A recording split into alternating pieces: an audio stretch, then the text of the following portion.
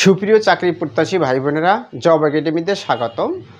আজকের আমি যে বিষয়টি নিয়ে আলোচনা করব সেটা হলো আমাদের ইংরেজির একটা গুরুত্বপূর্ণ বিষয়, রাইট ফর্মস অফ ভার্ব থেকে যে আমাদের ইংরেজিতে অর্থাৎ সরকারি চাকরির 11 থেকে 20 গ্রেডের সরকারি চাকরি লিখিত পরীক্ষায় আমাদের ইংরেজিতে কতগুলো বিষয় আছে, তার ভিতরে একটা আছে রাইট ফর্মস অফ ভার্ব। আমি এর আগে বিভিন্ন পরীক্ষায় যে রাইট ফর্মস অফ ভার্ব গুলো আসে সেখান থেকে আলোচনা করেছি।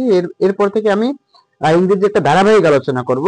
তাহলে রাইট ফর্মস অফ ভার্বের আমাদের প্রথম ভিডিওটা যে always, often, sometimes, every day, daily, usually, normally, generally, regularly, occasionally, frequently, seldom, hardly, at times, every morning, অথবা every day, অথবা every week, অথবা every month, অথবা every year, every morning, every day, every week, every month বা every year যদি এরকম থাকে, এরকম যদি কিওয়ার্ড গুলো থাকে তাহলে আমাদের প্রেজেন্ট ইনডিফিনিট টেন্স হবে। তাহলে আমাদের কি হবে?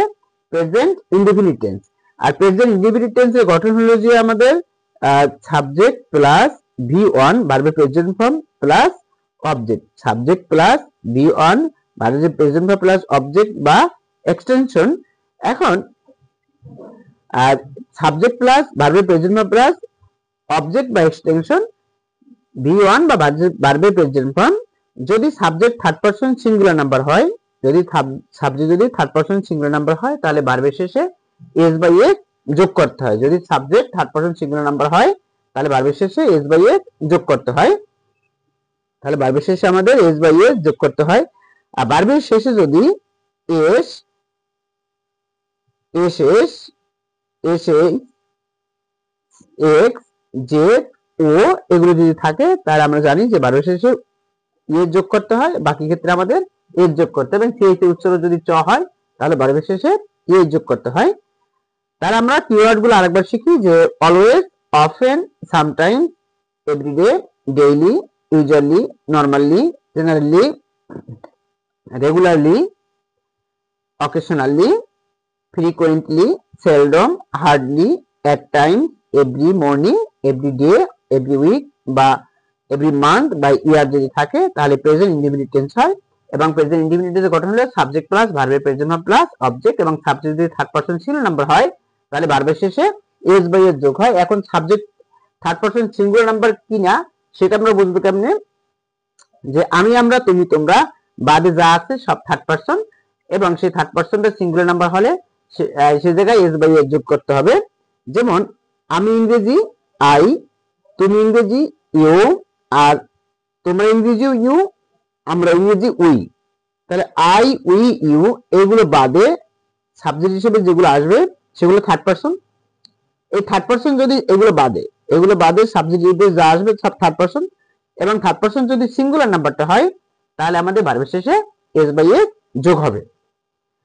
যেমন your brother go to school regularly, এখানে আমাদের এই গো ভার্ব আমাদের সঠিক ভার্বটা আমাদের লিখতে বলছে, ভার্বের সঠিক রূপটা লিখতে বলছে। তাহলে আমার যেহেতু ও আছে, এই ভার্বের শেষে ও আমরা জানি ও থাকলে আর সাবজেক্ট যদি থার্ড পারসন সিঙ্গুলার নাম্বার হয় তাহলে আমাদের এস বাই এস যোগ হয়। যেমন your brother third person singular number, এখানে গো হবে না, হবে গোস। তাহলে আমাদের সঠিক উত্তর হবে এখানে গোস বসবে, যে your brother goes to school regularly. এবং এই যে রেগুলারলি কথাটা দেওয়া আছে, এই রেগুলারলি দেখি আমরা বুঝতে পারবো যে আমাদের এই রেগুলারলি কথাটা দেখি বুঝতে পারবো যে আমার এটা present indefinite tense.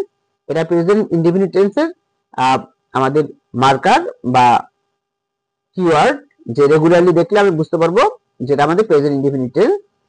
He always disturb the class, he always, he third person singular number, he always disturb, এই ডিস্টার্বের পরে এর যোগ হবে, ডিস্টার্বস প্রেজেন্ট ইনডিফিনিট টেন্স। এই যে অলওয়েজ বলা আছে এই অলওয়েজ এর জন্য, কারণ আমাদের এখানে দেয়া আছে যে অলওয়েজ যদি থাকে তাহলে আমাদের প্রেজেন্ট ইনডিফিনিট টেন্স হবে। আর প্রেজেন্ট ইনডিফিনিট টেন্সের গঠন হলে সাবজেক্টের পরে ভার্বের প্রেজেন্ট ফর্ম, এরপরে অবজেক্ট, সাবজেক্ট যদি থার্ড পারসন সিঙ্গুলার নাম্বার হয় তাহলে এস বাই এস যোগ হয়, হি থার্ড পারসন এবং সিঙ্গুলার নাম্বার, এই জন্য এই জায়গায় ডিস্টার্বস হবে, D I S T U R B, একটা এস হবে, ডিস্টার্বস। তারপরে আমার যে উদাহরণটা দেয়া আছে, যেমন দি ম্যান সেলডম স্মোক, সে ধূমপান করে। এই যে সেলডম, এই আমাদের সেলডম কথাটা আছে এখানে দেখেন, আমাদের এখানে সেলডম ছিল, যে মার্কার ওয়ার্ডের ভিতরে আমাদের সেলডম ছিল। আর যদি সেলডম থাকে তাহলে সেটা প্রেজেন্ট ইনডিফিনিট টেন্স, এই সেলডম। তাহলে আমাদের স্মোক, স্মোকস হবে SMOKES, যেহেতু আবার the man third person singular number, এজন্য ভার্বের শেষে এস বাই এস যোগ হবে, স্মোকের পরে এস যোগ হয়েছে। হি ইউজুয়ালি, এই ইউজুয়ালি এটা প্রেজেন্ট ইনডিফিনিট টেন্সের মার্কার ওয়ার্ড বা কিওয়ার্ড। ইউজুয়ালি আমরা দেখে বুঝতে পারবো যে এটা প্রেজেন্ট ইনডিফিনিট টেন্স, এবং এক্ষেত্রে আমাদের ভার্বের প্রেজেন্ট ফর্ম হবে এবং থার্ড পারসন সিঙ্গুলার নাম্বারে এস বাই এস যোগ হবে, প্লে, এখানে প্লেস হবে। হি প্লেস, হি আছে third person singular number, plays, PLAY, plays, PLAYS, plays. He plays twice a week, সে সপ্তাহে 2 বার খেলে। এখানে প্লেস ক্রিকেট দিতে পারেন, cricket, CRICKET, cricket.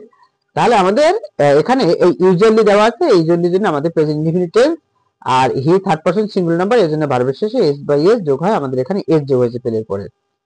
My father receive the holy Quran, my father third person singular number, এটা হবে receive মানে পড়া, হোলি কুরআন পবিত্র কুরআন পড়ে। এভরিডে, এই এভরিডে হলো আমাদের এই যে এভরি, এই ডে আছে এভরিডে, এটা হলো যে আমার প্রেজেন্ট ইনডিফিনিট টেন্সের ওয়ার্ড, যেটা দেখলে বুঝতে পারবো আমরা প্রেজেন্ট ইনডিফিনিট টেন্স। তাই রিসিভ, এই RECITES, receive the holy Quran everyday. আর চিরন্তন সত্য যদি বোঝায় তাহলে আমাদের প্রেজেন্ট ইনডিফিনিট টেন্স, যদি চিরন্তন সত্য, যেমন the earth moves around the sun, চিরন্তন সত্য। তারপর অভ্যাসগত সত্য, যেমন একটা অভ্যাসগত সত্য আছে। তারপর my brother drink tea every day, অর্থাৎ হি ওয়াক এভরি মর্নিং। এগুলো চিরন্তন সত্য হলো আমাদের প্রেজেন্ট ইনডিফিনিট টেন্স, সে জায়গায় ভার্বের সাথে এস বাই এস যোগ হবে অথবা ভার্বের প্রেজেন্ট ফর্ম হবে, প্রেজেন্ট ভার্বের V1 হবে, মানে ভার্বের প্রেজেন্ট ফর্ম হবে। তাহলে আমরা এই যে ওয়ার্ডগুলো দেখলাম, এই যে কিওয়ার্ড গুলো, এগুলো দেখলে আমি বুঝতে পারবো যে আমাদের এটা প্রেজেন্ট ইনডিফিনিট টেন্স, এবং সেই প্রেজেন্ট ইনডিফিনিট টেন্সের গঠন অর্থাৎ সাবজেক্ট প্লাস ভার্বের প্রেজেন্ট ভার্ব প্লাস অবজেক্ট, এবং সাবজেক্ট যদি থার্ড পারসন সিঙ্গুলার নাম্বার হয় তাহলে ভার্বের শেষে এস বাই এস যোগ হবে, এবং ভার্বের শেষে যদি ও, এসএস, সিএসি উচ্চারণ চ, জেড, এক্স এগুলো যদি থাকে তাহলে ইএস, বাকি ক্ষেত্রে এস যোগ করে এস যোগ করে আমাদের ভার্বের সঠিক রূপে ব্যবহার করতে হবে। সুপ্রিয় চাকরি প্রত্যাশী ভাই বোনেরা, আজকের এই পর্যন্তই। যদি আমার ভিডিওটি ভালো লাগে তাহলে লাইক করবেন, কমেন্ট করবেন এবং সাবস্ক্রাইব করে আমার চ্যানেলের সাথেই থাকবেন। আর যদি আমার ফেসবুক পেজ থেকে আমার এই ভিডিওটি দেখে থাকেন তাহলে আমার ফেসবুক পেজটিকে ফলো করে রাখবেন। আর যদি ইউটিউব চ্যানেল থেকে দেখে থাকেন তাহলে ইউটিউব চ্যানেলটি সাবস্ক্রাইব রাখবেন, যাতে আপনারা পরবর্তীতে আরও গুরুত্বপূর্ণ ভিডিও পেতে পারেন। ইনশাল্লাহ ভালো থাকবেন সবাই। আজকের এই পর্যন্ত।